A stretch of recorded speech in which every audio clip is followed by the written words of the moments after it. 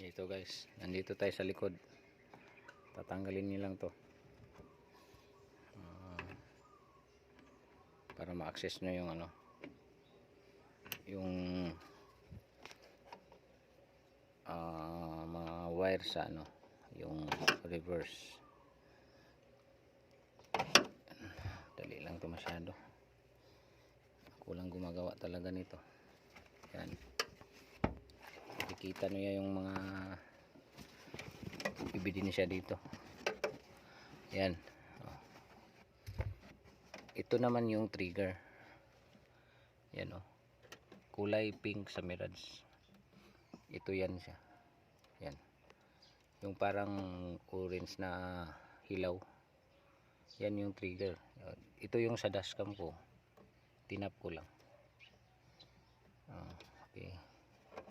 Saka sigurado ako ito yung negative niya. So dito mo ko itatap. Pwede din sa body. Kasi dalawa naman ito. Yan. Yan. Hatiin yan. Hatiin naman yan. Tapos ito yung nalagay ko na yung sa camera. Ayan. Padaanin nyo dito sa ilalim. Diyan. Mga butas. Dito yung tail light. Ang ginawa ko dito para hindi masyado mahirap. Ayan. Klaro ba? Ito yung camera. Pinadaan ko dito. Binutasan ko konti. Kasi dalawa na sila, masikip na. Pagtanggal niyan, ito lang naman clip. May clip dalawa. Parang niya. Tanggalin niyo yan. Pag natanggal, ipasok. Yan.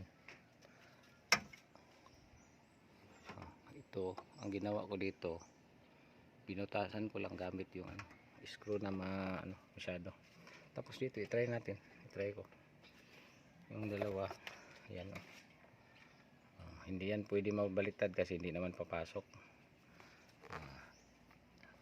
Ko ito. Yan. Yan. Isa.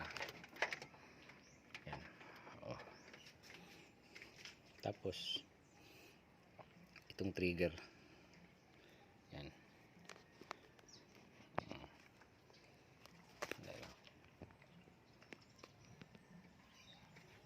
Yan, hati na. Ito yung positive.